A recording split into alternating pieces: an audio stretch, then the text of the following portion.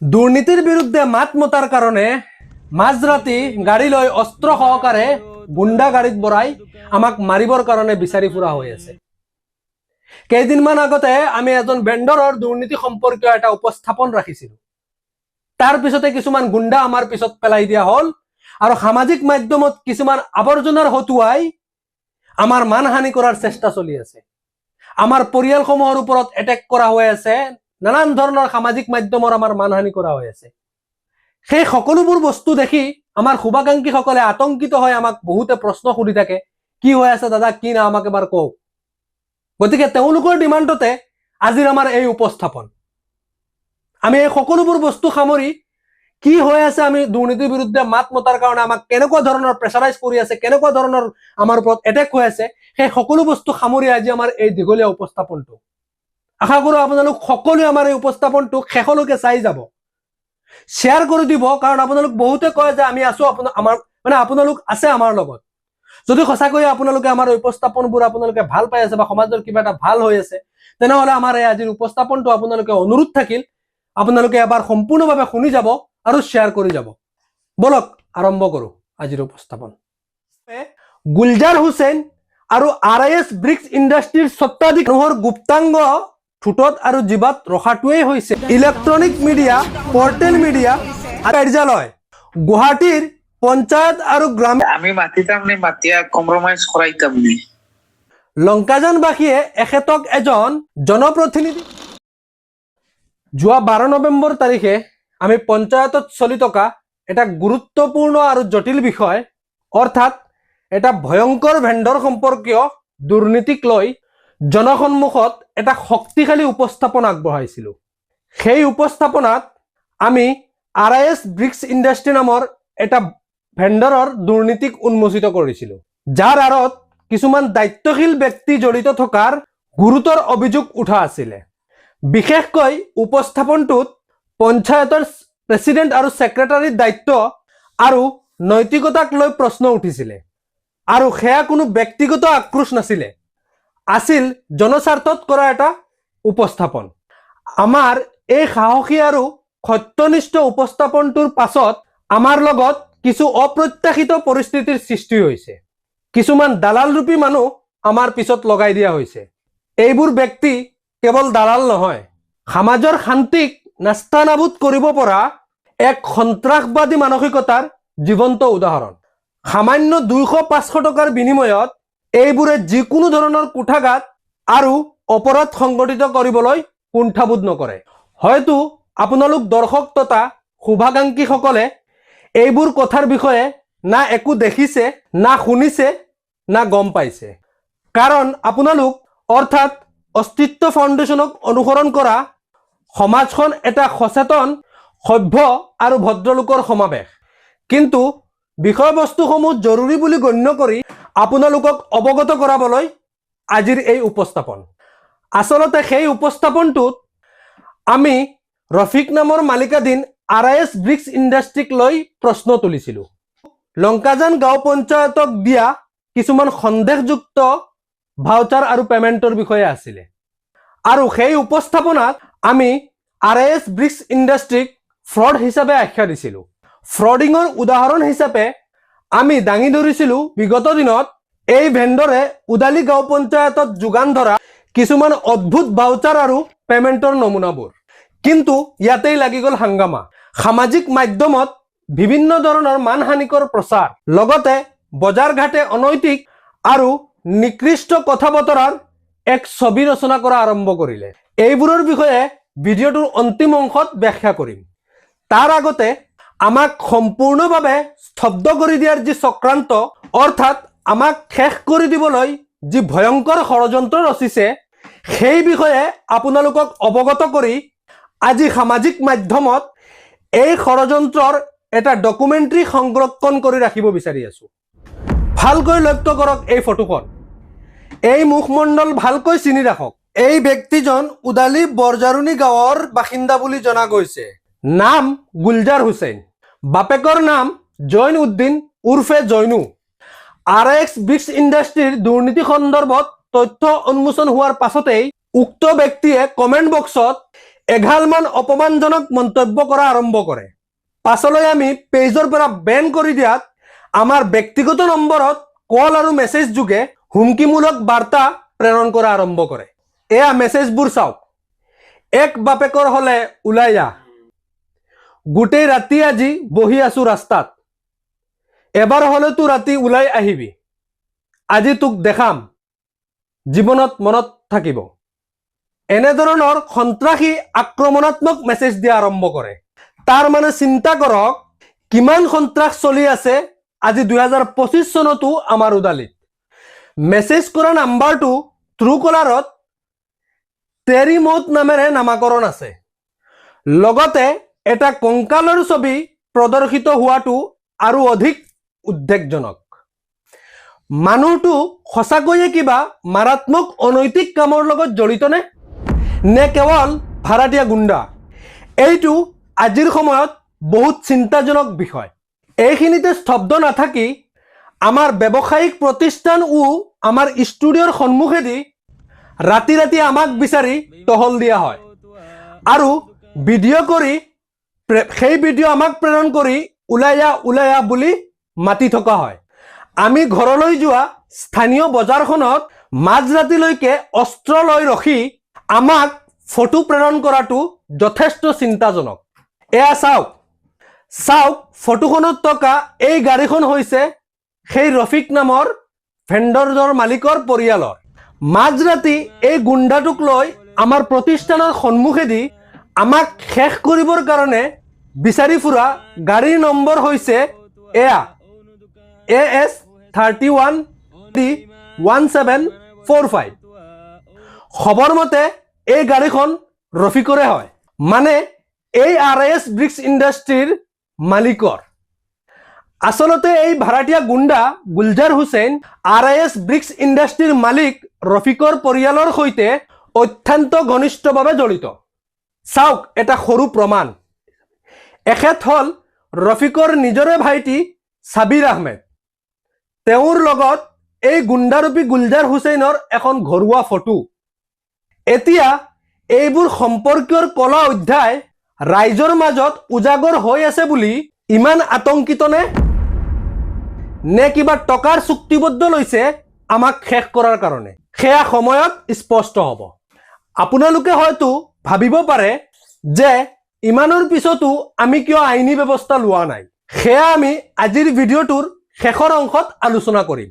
কিন্তু এইখিনিতে আমি এটা ৰেডমাৰ্ক হাইলাইট ৰেকৰ্ড স্বৰূপে স্পষ্টকৈ উল্লেখ কৰি আছো, ভৱিষ্যতে আমাৰ কোনো বৈধ প্ৰতিনিধি সদস্য বা পৰিয়ালৰ ওপৰত যদি কোনো আক্ৰমণ, হানিকোষ বা অবাঞ্ছনীয় কোনো ঘটনা ঘটে, তেন্তে সেই সন্দৰ্ভত প্ৰয়োজনীয় আইনী তদন্ত আৰু দায়বদ্ধতা নিৰ্ধাৰণৰ বাবে গুলজাৰ হুছেইন আৰু RIS ব্ৰিক্স ইণ্ডাষ্ট্ৰীৰ স্বত্বাধিকাৰীক আইনৰ সন্মুখত অনা হ'ব লাগিব বুলি আমি দৃঢ়ভাৱে দৰখাস্ত কৰি ৰাখিলোঁ। এই ৰেকৰ্ড আগন্তুক আইনী প্ৰক্ৰিয়াত দৃষ্টান্ত স্বৰূপে উপলব্ধ কৰিব পৰা যাব। আহক এতিয়া আমি কিয় এই ৰফিক নামৰ মালিকাধীন RIS ব্ৰিক্স ইণ্ডাষ্ট্ৰীক কিয় আমি ফ্ৰড আখ্যা দিছিলোঁ। মন দি চাওক, স্ক্ৰীনশ্বট লৈ ভালকৈ পঢ়ক। আমি প্ৰতিলিপিখন সাজি দিছোঁ যাতে গোপন কৰি ৰখা সত্যবোৰ আপোনালোকে স্পষ্টকৈ দেখিব পাৰে। এয়া চাওক বিকাশৰ নামত ছেক্ৰেটৰী আৰু ভেণ্ডৰৰ ভণ্ডামিৰ চূড়ান্ত ৰূপ। টকা আত্মসাতৰ উদ্দেশ্যে ভাউচাৰৰ কি সাংঘাতিক লিলিমাই কৰা হৈছে। আৰু আচৰিত কথা হ'ল এইবোৰ বিগত কাৰ্যকালৰ 19-20 বিত্তবৰ্ষৰ কেৱল 6 মাহ। হয়, মাত্ৰ 6 মাহৰ ভিতৰত এটা ছাপ্লায়াৰে অফিচৰ আচবাবৰ নামত 5,17,687 টকাৰ বিলিং কৰি যায়। এতিয়া আপুনি চিন্তা কৰক, এইটো কেৱল অফিচৰ সামগ্ৰীৰহে বিল, মাত্ৰ অফিচৰ সামগ্ৰী। বাকী লাখে লাখে টকাৰ আৰু বহুতো অংশ ৰাইজৰ মাজলৈ এতিয়া আহিব বাকী আছে। চাওক, ডিচেম্বৰ মাহৰ 17 তাৰিখত লেপটপ এটা, একেটা দিনতে লেপটপৰ ডিছপ্লেও এটা, হাৰ্ড ডিস্কো এখন, আকৌ ৰেমো এটা। বাপৰে বাপ। আকৌ 5 বছৰৰ মে' মাহত আকৌ নতুন লেপটপ এটা। ইফালে পঞ্চায়ত অফিচত বেচাৰা লেপটপ এটাই পৰি আছে। এয়া কোনো সাধাৰণ অনিয়ম নহয়, এয়া দুৰ্নীতিৰ আল্ট্ৰা প্ৰ' মেক্স পেকেজ। ভাবিলে মাতো হতস্তম্ভ হ'বলগীয়া। কি আল্ট্ৰা প্ৰ' মেক্স দুৰ্নীতি চিন্তা কৰক। ঠিক একেদৰে ডিচেম্বৰত প্ৰিণ্টাৰ এটা, আকৌ মে মাহত আৰু এটা প্ৰিণ্টাৰ। কিবৰ্ড ডিচেম্বৰৰ 17 তাৰিখত এটা, আকৌ ডিচেম্বৰৰ 22 তাৰিখত আন এটা। কেৱল কম্পিউটাৰৰ এণ্টিভাইৰাছৰ নামত প্ৰায় 16,000 টকাৰ বিল। পঞ্চায়ত অফিচৰ দৰ্জা খিৰিকীয়ে পৰ্দা আজিলৈকে দেখাই নাই, কিন্তু তাৰ নামতো 25-30 হাজাৰ টকাৰ বিল। এটা মস্ত জমনি লগা কথা শুনক, আপোনালোকে কেতিয়াবা পঞ্চায়তত কাৰ্পেট দেখিছিলেনে? কিন্তু এয়া চাওক, কাৰ্পেটো আছে লিষ্টত, আৰু কিমান লাখে লাখে টকা এই ভেণ্ডৰে উঠাইছে। কিমান আৰু কম, আপোনালোকে নিজেই লিষ্টখন পঢ়িব, তেতিয়া গম পাব কি যে সাংঘাতিক দুৰ্নীতিৰ মহোৎসৱ পাতিছিলে এই ছেক্ৰেটৰী আৰু ভেণ্ডৰে মিলি। পঞ্চায়তত চিলিং ফেন লগোৱাৰ হুক যিমানটা আছে, তাতকৈ কেইবাগুণ বেছি চিলিং ফেন ছাপ্লাই দিছে এই জনদ্ৰোহী ছাপ্লাইজনে। কেৱল এইটো নহয়, ইয়াৰ উপৰিও এই ৰফিক নামৰ মিয়া ভাইৰ আৰু এটা ছাপ্লাই ভেণ্ডৰ আছে, সেইটোৰ নাম হৈছে ৰহমান এণ্টাৰপ্ৰাইজ। আৰু এই ৰহমান এণ্টাৰপ্ৰাইজৰ পৰাও চাচাই দুটা মোবাইল ছাপ্লাইৰ নামত পঞ্চায়তৰ পৰা 30,000 টকা লৈছে। এতিয়া আপোনালোকেই বিবেচনা কৰি কওকচোন, এই ভেণ্ডৰ দুটাৰ মালিকক ফ্ৰড বুলি ক'ব নে নক'ব? সংগৃহীত দলিল আৰু প্ৰমাণ সহকাৰে আমি স্পষ্ট আৰু দৃঢ় অভিযোগেৰে আজি আকৌ কৈ আছো, এই ৰফিক নামৰ মানুহজন আৰু তেওঁৰ পঞ্চায়তৰ দুইটা ভেণ্ডৰ আইডি ফ্ৰড হয়। অসমীয়াত প্ৰবঞ্চক, হিন্দীত ধোকেবাজ, বাংলাত প্ৰতাৰক। গতিকে ফ্ৰড ফ্ৰড ফ্ৰড। এতিয়া কিছুমানে অপৰাধ ঢাকি ৰখাৰ উদ্দেশ্যে কিছুমান কচকচীয়া অসাংবিধানিক কথা কৈ উঠিব। এইবোৰ দুৰ্নীতি হেনো 4-5 বছৰ আগৰ। আমি এতিয়া কিয় এইবোৰ উজাগৰ কৰি আছো? তেন্তে শুনক, আমি এতিয়া প্ৰথমবাৰ মাত মাতি থকা নাই। আপুনি হয়তো আজি গম পাই আছে, কিন্তু আমি এই দুৰ্নীতিবোৰ 2021 চনৰ পৰা অবিৰতকৈ নিৰবিচ্ছিন্নভাৱে দুৰ্নীতি বিৰুদ্ধে যুঁজি আছো আৰু ৰাইজৰ আগত উজাগৰ কৰি আহি আছো। এয়া চাওক, 3-4 বছৰ আগতেই আমি পঞ্চায়ত কাৰ্যালয়তেই প্ৰেছ কনফাৰেন্স কৰিছিলো। সেই সময়তেই RIS ব্ৰিক্স ইণ্ডাষ্ট্ৰী সহ সকলো দুৰ্নীতিৰ তথ্য জনসাধাৰণৰ মাজত দাঙি ধৰিছিল। ইলেক্ট্ৰনিক মিডিয়া, পৰ্টেল মিডিয়া আদি বহুতো মাধ্যমত এইবোৰ ইতিমধ্যেই প্ৰকাশিত। পঞ্চায়ত সভাপতি আৰু ৱাৰ্ড মেম্বাৰো জেল হাজতলৈ গৈছিলে। গতিকে আমি যে এয়া নতুনভাৱে কৰি আছো সেয়া নহয়। ইতিহাসৰ দস্তাবেজত এইবোৰ সকলোৰে প্ৰমাণ আছে। আৰু আমি যে কেৱল পঞ্চায়ত কাৰ্যালয়তে থমকি আছো সেয়া নহয়। খণ্ড উন্নয়ন বিষয়াৰ কাৰ্যালয়, জিলা উপায়ুক্তৰ কাৰ্যালয়, গুৱাহাটীৰ পঞ্চায়ত আৰু গ্ৰামীণ উন্নয়ন মহাধিকাৰীৰ কাৰ্যালয়লৈকে সকলোতে লিখিত অভিযোগ দাখিল কৰি আহিছো আমি। 2023 চনত পঞ্চায়ত আৰু গ্ৰামীণ উন্নয়ন মন্ত্ৰী আৰু বৰ্তমানৰ সেই একে মন্ত্ৰী পঞ্চায়ত আৰু গ্ৰামীণ উন্নয়ন মন্ত্ৰী ৰঞ্জিত দাস ডাঙৰীয়ালৈও আমি 2023 চনত লিখিতভাৱে অভিযোগ দিছিলো। কিন্তু ফলাফল থুনুক থুনুক, সম্পূৰ্ণ নীৰৱতা। শেষত প্ৰায় 1000 জনসাধাৰণৰ চহী সহকাৰে আমি CM ভিজিলেন্সতো অভিযোগ দাখিল কৰিছিলো। এয়া অভিযোগৰ ৰিচিভিং কপি চাব পাৰে আপোনালোকে। আৰু সেই অভিযোগত স্পষ্টকৈ RIS ব্ৰিক্স ইণ্ডাষ্ট্ৰীৰ দুৰ্নীতিকো উল্লেখ কৰি দিছিলো আমি। CM ভিজিলেন্সে ইনকুৱাৰীও কৰিব দিছিলে আৰু এই ইনকুৱাৰীৰ দায়িত্ব দিছিলে তেতিয়াৰ হুজাইৰ জিলা উপায়ুক্তক। কিন্তু দুৰ্ভাগ্যজনকভাৱে উপায়ুক্ত মহোদয়ে ফিল্ড ইনকুৱাৰী কৰিবলৈ দায়িত্ব দিছিলে তেতিয়াৰ অতিৰিক্ত উপায়ুক্ত মানে ADC জয়ন্তমাৰ বৰা নামৰ এজন মহান ADCক। আৰু সেই জয়ন্তমাৰ বৰাই গোটেই ফিল্ড ইনকুৱাৰী নিজৰ পকেটতেই কৰিলে নেকি আমি একো গমেই নাপালো গোটেই ফিল্ড ইনকুৱাৰী গায়ব মানে লাপাতা এডিসি জয়ন্তমাৰ বৰাৰ এই অস্বচ্ছ ভূমিকাৰ বিষয়ে আমি তেতিয়া বহু প্ৰতিবাদো কৰিছো বহুতো বাক বিতণ্ডা হৈছে তেখেতৰ লগত কিন্তু একো ফল নাপালো ইয়াৰ উপৰিও RIS ব্ৰিক্স ইণ্ডাষ্ট্ৰী আৰু একেই মালিকাধীন এআৰ ৰহমান নামৰ ভেণ্ডৰৰ সন্দেহজনক ভাউচাৰ আৰু লেনদেনৰ বিষয়ে আমি 2023 চনত RTI দাখিল কৰিছিলো কিন্তু 2023 চনৰ পৰা আজিলৈকে সংশ্লিষ্ট কৰ্তৃপক্ষই আমাৰ RTI অনুসৰি উপযুক্ত তথ্য বা সন্তোষজনক উত্তৰ প্ৰদান কৰাত বিফল হৈ আছে পৰৱৰ্তী সময়ত আমি বিধিসন্মতভাৱে সকলো আপিল সম্পূৰ্ণ কৰিলো আৰু বিষয়টো তথ্য আয়োগলৈ আগবঢ়ালো গুৱাহাটী কমিশনাৰ অফিচত হাজিৰ হৈ একাধিক শুনানি অনুষ্ঠিত হ'ল বিষয়টোৰ গুৰুত্ব উপলব্ধ কৰি তথ্য আয়োগে কিছুমান অত্যন্ত গুৰুত্বপূৰ্ণ পৰ্যবেক্ষণ আৰু নিৰ্দেশ সম্বলিত আদেশো জাৰি কৰে আদেশসমূহত স্পষ্টকৈ উল্লেখ কৰা আছে যে উক্ত ভাউচাৰ আৰু লেনদেনসমূহ সন্দেহজনক আৰু সেই বিষয়ে এতিয়ালৈকে আইনী প্ৰক্ৰিয়া চলি আছে আমাৰ আৰু সম্ভৱতঃ আমি অতি সোনকালে নিৰ্দিষ্ট লক্ষ্যত উপনীত হ'ম এই সম্পূৰ্ণ প্ৰক্ৰিয়াটোৰ বাবে আমি গুৱাহাটী মহানগৰীলৈ মানে কমিশনাৰ অফিচলৈ কম বেছি 15-16 বাৰ মান আমি অহা যোৱা কৰিলো সময় শক্তি আৰু ব্যক্তিগত ধনৰ ব্যয় সহ্য কৰি এই সকলোবোৰ মাত্ৰ ৰাইজৰ স্বাৰ্থ আৰু সত্য উজাগৰ কৰাৰ উদ্দেশ্য এটা কথা আপোনালোকে হয়তোবা নাজানে এই অতীতত সংঘটিত হোৱা একাংশ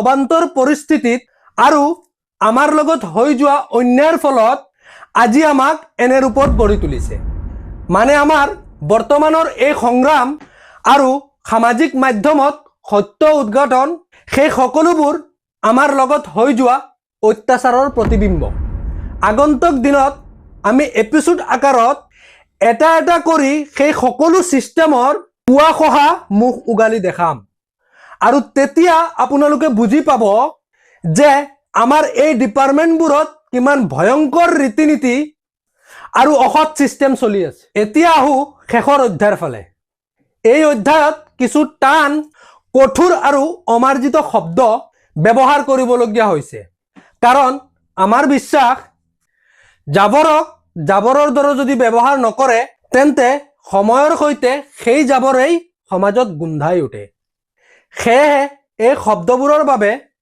আমাৰ সকলো দৰ্শকৰ ওচৰত আগতীয়াকৈ আন্তৰিক ক্ষমা প্ৰাৰ্থনা জনাই আছো আমাৰ সেই উপস্থাপনৰ পাছতেই কেৱল শাৰীৰিক গুণ্ডাগিৰিত সীমাবদ্ধ নাথাকি নগণ্য কিছুমান জাবৰ সদৃশ মানুহৰ হতুৱাই সামাজিক মাধ্যমত আমাৰ মানহানি কৰাৰ চেষ্টা চলাই আছে সামাজিক মাধ্যমক অস্ত্ৰ হিচাপে ব্যৱহাৰ কৰি ইহঁতে অনৈতিক অশালীন আৰু সম্পূৰ্ণৰূপে অসাংবিধানিক মন্তব্য কৰি আহিছে বিশেষকৈ দুজন সকল তথাকথিত ৰোষ্টাৰ যিসকলে নিজকে ৰোষ্টাৰ বুলি দাবী কৰে যদিও ৰোষ্টাৰ শব্দটোক শুদ্ধকৈ উচ্চাৰণ কৰিবও নাজানে ৰোষ্টাৰ শব্দক ৰুষ্টাৰ বুলি কয় সিহঁতৰ কাম এটাই সামাজিক মাধ্যমত ময়লা বিয়পোৱা হাতত এটা মোবাইল লৈ ভিডিঅ' বনোৱাৰ নামত গালি গালাজ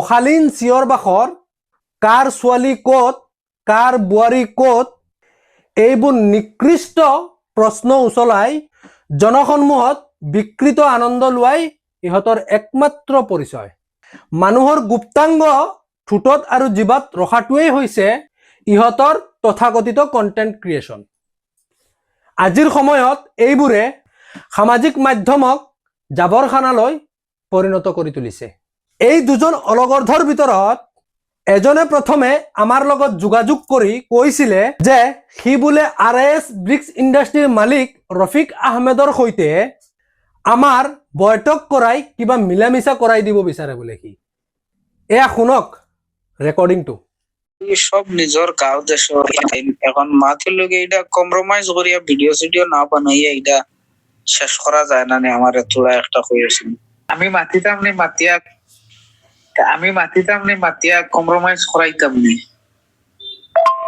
কি ক'ব কওকচোন এই মক্কেলটোক? আমি ধুনীয়াকৈ মক্কেলটোক বুজাই কৈছিলো যে আঁতৰি তাক এইবোৰৰ পৰা, কাৰণ এইবোৰ বিষয়বস্তু তোৰ মগজুৱে নধৰিব। তোৰ অকাতৰ বাহিৰৰ বিষয়বস্তু এইবোৰ, আৰু আমি টকাত বিক্ৰী হোৱা বস্তু নহওঁ। শুনক আমি কি উত্তৰ দিছিলো। বালা করে কনসেপ্ট को বুঝা লাগবো, বুঝছিস? ইনকো কনসেপ্ট তোলা একটা তুই বালা করে দুই একবার ভিডিও চাইছেন, চাইয়া বুঝোস তাতে আমি বাদে একবার তোরে বুঝাইয়া দিমু, বুঝাইয়া দিলে মানে তোমরা সোচনে वाला चीजের বাইরে আমরা দেখো কোনো লেনা দেনাই নেই সমঝোতা লগে। আমরা ভাই উইদাউট সমঝোতা, সমঝোতা কিতা ভাই? করাপশন করছো, ফাইট হইব, তোমাদের লগে এগেইনস্ট ফাইট চলবো, সেটা আমরা ফান্ডাই একবার আমরা ওই বেঙ্গলুর থেকে কম্প্রোমাইজ করাইতে, আমরা কম্প্রোমাইজের লিঙ্ক কর পদার্থই না। তুই আমার তো বুঝারে তো আমি আমার জিন্দগির দাও লাগাই দিছি কিতা লাগিয়া। কোনো কম্প্রোমাইজে খেলা হইতো, দুর্নীতি খতম করা যাইতো না, জিন্দগির দুর্নীতি খতম হইতো না, বা দুর্নীতিটা কমাইতাম পারবো, বুঝছস? কমাইতাম পারবো, তা ওলা ধরনের খাইতে সময় চিন্তা করে খাইবা। কিন্তু এই সতৰ্কবাণীক জধামূৰ্খটোৱে অপমান হিচাপে লৈ ল'লে। তাৰ পিছতেই সি ভেণ্ডৰৰ মালিক ৰফিক আহমেদক ভাল মানুহ বুলি চাফাই দি অযথা গুণগান গাই এটা ভিডিঅ' ছ'চিয়েল মিডিয়াত এৰিলে। এনেকুৱা ৩-৪টামান ভিডিঅ' বনাই শেষৰ ভিডিঅ'টোত গৈ আমাক ছ'চিয়েল মিডিয়াত ধমকি দি ক'লে যে ৰফিক আহমেদৰ নামত দুৰ্নীতিৰ ভিডিঅ' আৰু আমি বনাব নালাগে, আৰু ৰফিক আহমেদক আমি ফ্ৰড বুলি ক'ব নালাগে। ধমকি দি পেলাই সি এটা ভিডিঅ' বনাই দিলে। রফিক বেন্ডারটে লইয়া যে উল্টা উল্টা মন্তব্য করবায় কাউন্টডাউন কিন্তু শুরু হয়ে যাবে, গান পালা করে মনে রাখবে। কি মক্কেল ভাবক এইডাল। পাছলৈ আমি গম পালো যে এই সকল ৰষ্টাৰটোক, মানে এই মক্কেলটোক আমাৰ মহাজনে ২,০০০ টকা দিছে মহাজনৰ গুণগান গাবলৈ বোলে। শুনক, এইটো ৰেকৰ্ডিঙো শুনক। আমরা তো বুঝারে না নি ভাই, দেখ ক্রিয়েটর হিসাবে তুই এক কথা আমি তোরে কই, তুই তো বালা করে জানোস। আমরা রে ভাই, আমরা ভিডিও বানাই দেখ, আমরা ভিডিও গো বানাই, কেউ আমরা রে খুশি হইয়া ৫,০০০ দে, কেউ ২,০০০ দে, কেউ ১,০০০ দে। আমরা খামু গো, আমরা রে যে দলটাকে পয়সা দিব, যে মানুষে পয়সা দিব, তার বিরুদ্ধে মাতিব। মানে হাই ৰে হাই, এই অলগৰ্ধ নমুনাটোৰ পাছত আৰু এটা ২,০০০ টকীয়া নমুনাৰ আৱিৰ্ভাৱ হ'ল, আৰু ই তাৰ ভিডিঅ'টো সেই একেধৰণে ৰফিকৰ গুণগান আৰম্ভ কৰি শেষলৈ এই মক্কেলেও ভুটীয়া কুকুৰৰ নিচিনা মোৰ পৰিয়ালৰ ওপৰত আৰু মোৰ ওপৰত ব্যক্তিগতভাৱে আক্ৰমণ আৰম্ভ কৰি দিলে। আৰু তাৰ ভিডিঅ'টোত কিছুমান মাৰাত্মক অসামাজিক মন্তব্যও ৰাখে, আৰু তাক বোলে আমি আমাৰ ৰেজিষ্ট্ৰেশ্যন চাৰ্টিফিকেটখন দেখাব লাগে। ভাবক কিমান মক্কেল। চাওক, তাৰ প্ৰফাইল বায়ত পেইড প্ৰমোশ্যনক পেড প্ৰমোশ্যন লিখিছে। ক'ত পেইড মানে আদায় কৰা আৰু ক'ত পেড মানে মাইকী মানুহৰ নকলো আৰু। চিন্তা কৰক কিমান ডাঙৰ মক্কেল এইটো, আৰু সি চাৰ্টিফিকেশ্যন চাব আহে। আৰু আমাৰ মহাজন বেটাই ৰাইজৰ টকা মাৰি নিজৰ গুণগান গাবলৈ চুক্তি কাক দিছে ভাবক। এইবোৰ মক্কেলক চুক্তি দিছে তেওঁৰ গুণগান গাবলৈ। কি যে হ'ব নহয়। আচ্ছা, ইয়াত এটা গুৰুত্বপূৰ্ণ আৰু গভীৰভাৱে চিন্তনীয় বিষয় হ'ল, এই দুই জাবৰৰ নিচিনা অশ্লীল গালি গালাজেৰে ভিডিঅ' বনোৱাবোৰক কেৱল দুখিব পাৰিনে? নোৱাৰি, কাৰণ সেইবোৰক সমাজৰ কিছু মুখাপিন্ধা তথাকথিত ভদ্ৰলোকে চায়, আৰু ভিডিঅ'বোৰ উপভোগ কৰেও সিহঁতৰ, পুনৰ শ্বেয়াৰো কৰি ভিডিঅ'বোৰ আগলৈ বিয়পাই দিয়ে। উদাহৰণস্বৰূপে লংকাজান গাঁও পঞ্চায়তৰ বৰ্তমানৰ এপি মেম্বাৰ মানে কাউন্সিলাৰ আব্দুৰ ৰহিম বৰভূঞা। লংকাজানবাসীয়ে এখেতক এজন জনপ্ৰতিনিধি হিচাপে সমাজখনক আগুৱাই নিয়াৰ দায়িত্ব দি নিৰ্বাচিত কৰিছে। কিন্তু এনে অশ্লীল, অসভ্য আৰু ঘৃণামূলক ভাষাৰে ভৰা ভিডিঅ'সমূহ উপভোগ কৰি আনন্দ লাভ কৰা আৰু সেইবোৰ পুনৰ শ্বেয়াৰ কৰা কাৰ্যই এনে জনপ্ৰতিনিধিৰ সামাজিক দায়িত্বৰ সৈতে সম্পূৰ্ণৰূপে বিৰোধ সৃষ্টি কৰে। তেখেতৰ দৰে ভণ্ড মানসিকতাৰ মানুহে এই আৱৰ্জনা সদৃশ বিষয়বস্তুবোৰ শ্বেয়াৰ কৰি সামাজিক মাধ্যমটোত ময়লা আৰু অধিক বেছিকৈ বিয়পাই দিয়া নাই জানো? এই প্ৰশ্নটো আজিৰ সমাজে গভীৰভাৱে ভাবিব লাগে যে আমি কাক আমাৰ মাজৰ পৰা জনপ্ৰতিনিধি হিচাপে ওলাই দিছো। কেৱল এইজনেই নহয়, আন এজন ব্যক্তিক চালে দেখা যায় যিজনে নিজৰ সামাজিক মাধ্যমৰ প্ৰফাইলৰ কভাৰ ফটোত কংগ্ৰেছ দলৰ নেতৃবৃন্দৰ ছবি ব্যৱহাৰ কৰি আছে। আৰু আমাৰ জ্ঞাত মতে পানী যোগান আঁচনিৰ সৈতে জড়িত এজন কৰ্মী এখেত। এইজনেও একে ধৰণৰ অশ্লীল, বিকৃত আৰু মানহানিকৰ ভিডিঅ'সমূহ উপভোগ কৰি কমেণ্ট আৰু শ্বেয়াৰো কৰি আনন্দ লাভ কৰে। প্ৰকৃততে এই তথাকথিত ৰষ্টাৰবোৰৰ অশ্লীল ভাষাই যিদৰে সামাজিক মাধ্যমক বিষাক্ত কৰি তুলিছে, তাত এইবোৰ মুখাপিন্ধা ভদ্ৰলোকবোৰৰ সক্ৰিয় সহযোগ অস্বীকাৰ কৰিব নোৱাৰি। তেওঁলোকৰ কমেণ্ট, শ্বেয়াৰৰ উচতনিয়ে এই বিকৃতি আৰু অধিক প্ৰসাৰিত কৰি আছে। ফলস্বৰূপে আজিৰ সামাজিক মাধ্যম এক প্ৰকাৰৰ মাৰাত্মক গোন্ধময় পৰিৱেশলৈ ৰূপান্তৰিত হৈছে, যাৰ দায়িত্ব কেৱল কিছুমান অশ্লীল কণ্ঠৰ ওপৰত নহয়, বৰঞ্চ এইবোৰক প্ৰচাৰ কৰা তথাকথিত ভদ্ৰ সমাজৰ ওপৰতো সমানভাৱে পৰে। এতিয়া এই দুইটা জাবৰৰ পাছত মহাজনৰ চাচা, বাই, বন্ধু আৰু পণ্টৰ পাৰ্টিবোৰৰ কিছুমান কমেণ্ট পঢ়োৱা হওক। প্ৰথম কমেণ্ট ভিকি অসম নামৰ এজনৰ। আমি জনাত আচল নাম এখেতৰ ছাইদুৰ ৰহমান। সামাজিক মাধ্যমত ভিকি লগতে শিৰোনাম ব্যৱহাৰ কৰি আছে অসম। ইফালে এই কমেণ্টটোতেই মন কৰক, 100টামান শব্দৰ ভিতৰত প্ৰায় 70টামান অসমীয়া শব্দৰ বানান ভুল। ভাবক কি ছদ্মবেশী অসমীয়া। হেৰৌ, শিৰোনামত অসম বুলি লিখিলেই অসমীয়া আৰু অসমপ্ৰেমী হৈ নাযায় দিয়কচোন। কমচে কম অসমীয়া ব্যঞ্জনকেইটা শুদ্ধকৈ উচ্চাৰণ আৰু শব্দকেইটা শুদ্ধকৈ লিখা শিকক আগত। এখেতে তেওঁৰ কমেণ্টত আলবাল এঘালমান বলকি কি কৈ গ'ল জানে? যে আমিবোৰে ভিউজ উপাৰ্জনৰ বাবে এইবোৰ উপস্থাপন কৰি আছো বোলে। এখেতৰ কথা হ'ল যে তেওঁৰ বন্ধু ভেণ্ডৰে 3-4 বছৰ আগতে পঞ্চায়তত পৰ্দা, কাৰ্পেট, মোবাইল, লেপটপ দি এতিয়ালৈকে কি দায়িত্বত থাকিব নেকি? এখেতৰ সেইটো কথা। আমি বোলে সেইবোৰ উপস্থাপন কৰি সাধাৰণ ৰাইজক মিছগাইড কৰি আছো বোলে। আৰু এইটো বোলে এখেত সচেতন ৰাইজে বোলে মানি নলয় বোলে। তুম কব সে সচেতন ৰাইজ বন গায়া বে? আমাৰ জনাত আপুনি 500 টকীয়া আন্দোলনকাৰী নহয় জানো? এনে সচেতন ৰাইজ শব্দটো জুধাই মুধাই ব্যৱহাৰ নকৰিবচোন। সচেতন ৰাইজে কি কিবা ঠিকা দি থৈছে নেকি আপোনাক? হেৰ জ্ঞানী চৰাই, মাত্ৰ 3-4 বছৰত সেই পৰ্দাৰ ওপৰত লগোৱা পাইপৰ নামত যিটো বিল উঠাইছিলে আপোনাৰ বন্ধুৱে, সেই পাইপবোৰ গায়ব হৈ যায় নেকি? লেপটপ, মোবাইল, পৰ্দা, কাৰ্পেট, এণ্টিভাইৰাছ, এই সকলোবোৰ বস্তু আপোনাৰ বন্ধুৱে নিজে ঘৰতেতো তৈয়াৰ নকৰে নহয়, নহয় জানো? তেন্তে সাহস আছে নেকি? ক'ৰ পৰা কিনিছিলে তেওঁ এইবোৰ? সেইবোৰৰ GST বিল জনসন্মুখত দেখুৱাব পাৰিব? আজিলৈকে 3 বছৰ পাৰ হৈ গ'ল, আমাৰ RTIত এটাও জেনুইন বিল দেখাব পৰা নাই আপোনাৰ বন্ধুৱে। এইটোৱে সকলো কথা স্পষ্ট কৰে, কাৰণ সত্যটো এইটো যে এইবোৰ বস্তু আচলতে পঞ্চায়তত কেতিয়াও ছাপ্লাই হোৱাই নাছিলে। ভুল ভাউচাৰ সাজি ছেক্ৰেটাৰীৰ লগত মিলি ৰাইজৰ টকা আত্মসাৎ কৰা হৈছে।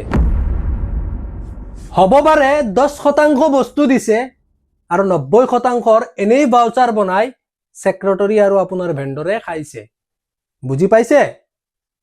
ৰাইজ অলপ এটা আপোনালোকে ভেণ্ডৰটো বুজি লওক। ধৰি লওক আপোনালোকৰ মাজৰে কোনোবাৰ দোকান আছে আৰু সেইজনকে ভেণ্ডৰ বুলি ধৰি লওক, আৰু মই পঞ্চায়তৰ ছেক্ৰেটাৰী হিচাপে আপোনালোকৰ দোকান মানে ভেণ্ডৰখনক গৈ পেলাই কিছুমান বস্তু কিনাৰ নামত আপোনাৰ পৰা এণ্টিভাইৰাছ এটা 500-700 টকাত পোৱা যায়, সেইটো 10,500 টকা দামত বিল বনাই আনিলো। কিছুমান বস্তু আমি 10 টকাত কিনি 20 টকাৰ বিল, কিছুমান বস্তু আমি কিনাই নাই, যেনেকুৱা মোবাইল চলানোকে কিনাই নাই, সেইবিলাক বস্তু নিকিনাকৈ আপোনাৰ পৰা মই বিল লৈ আহিলো। বিল আনি পেলাই পঞ্চায়তত জমা দিলো, আৰু পঞ্চায়তৰ সেই টকাটো আপুনি দোকানদাৰ ভেণ্ডৰ হিচাপে আপোনাৰ ভেণ্ডৰত সেই টকাটো সোমালে, আৰু পিছত সেই টকাটোৰ পৰা মই আনিলো। কিন্তু আপুনিতো আৰু সেই ভাউচাৰবোৰ মুফ্ততো ডুপ্লিকেট ভাউচাৰ বনাই নিদিব, আপুনিতো মালপানী বিচাৰিব। তাৰ মানে সহজ ভাষাতে বুজি লওক, বহুতে আমাক কয় যে ভেণ্ডৰৰ কি দুখ, ভেণ্ডৰৰ এইটোৱেই দুখ ভাই। ভেণ্ডৰ এটাই ভাউচাৰবিলাক আপুনি দিব নেকি, আপোনাৰ দোকান থাকিলে আপুনি দিব নেকি 10 টকাৰ বস্তু এটা 10 লাখ টকাৰ বিল বনাই, আৰু যিবোৰ বস্তু আপুনি পঞ্চায়তত নিদিবই সেইবোৰত আপুনি বিল বনাই দিব, দি পেলাই পইচাটো আপোনাৰ একাউণ্টত আহিব না, ভেণ্ডৰ দোকানী আপোনাৰ একাউণ্টত আহিব। তাৰমানে আপুনিও মালপানী পাই পেলাই দিছে না, তেনেহ'লে আপুনি কেনেকুৱা দুৰ্নীতি নকৰিলে? এইবিলাক সাধাৰণ কিছুমান মানুহক কি উল্টা বুজাই আছে নাজানো, আপোনালোকক এতিয়া অলপ ক্লিয়াৰ কৰি দিলো বস্তুটো। গতিকে ঠিক একেদৰেই এই ভাউচাৰবিলাকতো এই ভেণ্ডৰে এনেকৈ দুৰ্নীতি কৰিছে। বিল আছে কিন্তু সামগ্ৰী নাই, কাগজ আছে কিন্তু সত্য নাই। দ্বিতীয়তে আৰু এটা নমুনাক চাওক, ফেচবুকত নাম জাহিৰ খান, ই কোৱা মতে সি লংকাজান গাঁও পঞ্চায়তৰ নমুনা। এটা মস্ত ৰচনা লিখি গ'ল আমাৰ উপস্থাপনটোক শ্বেয়াৰ কৰি সেই শ্বেয়াৰৰ কেপশ্যনত। নমুনাটোৰ প্ৰথম বাক্যশাৰী চাওক, এই বুবুলা পাঠাটো কৰ হয় বুলি, মানে আমাক কৈছে আৰে ঐ গৰু, পাঠা নহয় পঠা হয় মক্কেল। আৰু এইডাল 50 টকীয়া দালালেও লংকাজান পঞ্চায়তৰ সভানেত্ৰীৰ মস্ত সুনাম দাঙি ধৰিলে তাৰ লিখনিত। তাত আমাৰ কোনো আপত্তি নাই, কিন্তু মক্কেল এয়া চা সভানেত্ৰীৰ বিষয়ে ৰাইজে কি কয়। গামোচা আৰু মেক্সি বিতৰণৰ ফলত নিৰ্বাচনত জিকিছে বোলে। আমি কোৱা নাই, ৰাইজৰ কমেণ্ট এয়া। আৰু এই নমুনাটোৱে প্ৰশ্ন তুলিছে যে আমি বেলেগ পঞ্চায়তৰ মানুহ হৈ লংকাজান গাঁও পঞ্চায়তৰ দুৰ্নীতিৰ বিষয়ে কিয় মাত মাতি আছো। এইখিনিতে স্পষ্ট কৰি ক'ব খোজো, লংকাজান গাঁও পঞ্চায়ত কোনো ব্যক্তিৰ ব্যক্তিগত পৈতৃক সম্পত্তি নহয়। লংকাজান গাঁও পঞ্চায়তখন অসম হয়, অসম। তোৰ বাংলাদেশ বুলি ভাবিছো নেকি? লংকাজান ভাৰতবৰ্ষৰ সাংবিধানিক ব্যৱস্থাৰ ভিতৰতে পৰে। আমি ভাৰতবৰ্ষৰ নাগৰিক হওঁ। আমাৰ সংবিধানখনক আমি সম্পূৰ্ণ সন্মান কৰোঁ।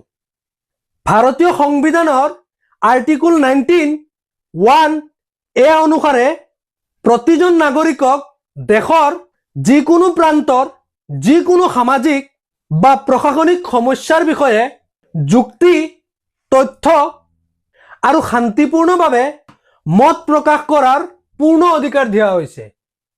সেয়ে সাংবিধানিক অধিকাৰৰ আধাৰতে আমি লংকাজান গাঁও পঞ্চায়তৰ দুৰ্নীতিৰ বিষয়বস্তু জনসন্মুখত তুলি ধৰি আছো।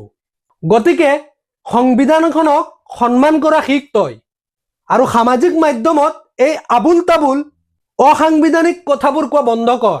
এতিয়া আপোনালোকে হয়তো ভাবি আছে এই সকলো ঘটনাৰ ক্ষেত্ৰত আমি আইনী ব্যৱস্থা গ্ৰহণ কৰিম নে নাই। উত্তৰটো স্পষ্ট, হয়। প্ৰয়োজন অনুসাৰে আৰু সময় আহিলে নিশ্চয় গ্ৰহণ কৰা হ'ব। আমাক ব্যক্তিগতভাৱে ক্ষতি কৰাৰ উদ্দেশ্যে যি ষড়যন্ত্ৰ এজন বিশেষ ব্যক্তি গুলজাৰ নাম তাৰ জৰিয়তে ৰূপায়িত কৰা হৈ আছে, তাৰ প্ৰতি আমি সম্পূৰ্ণ সচেতন। সেইবাবে আমাৰ আজিৰ এই উপস্থাপনটোত এটা অংশ ৰেডলাইন ৰেকৰ্ড হিচাপে আমি সংৰক্ষণ কৰি ৰাখিছোঁ, যাতে প্ৰয়োজনৰ সময়ত ইয়াক আমি আইনী নথি হিচাপে ব্যৱহাৰ কৰিব পাৰি। কিন্তু এই সামাজিক মাধ্যমত গোন্ধ বিয়পোৱা এই আৱৰ্জনাসকলৰ ওপৰত মাত মাতি একো লাভ নাই। মাত মাতিলে ওলোটাই ইয়াৰ ফলত সমাজত আৰু বেছি বিষাক্ত গোন্ধহে বিয়পিব।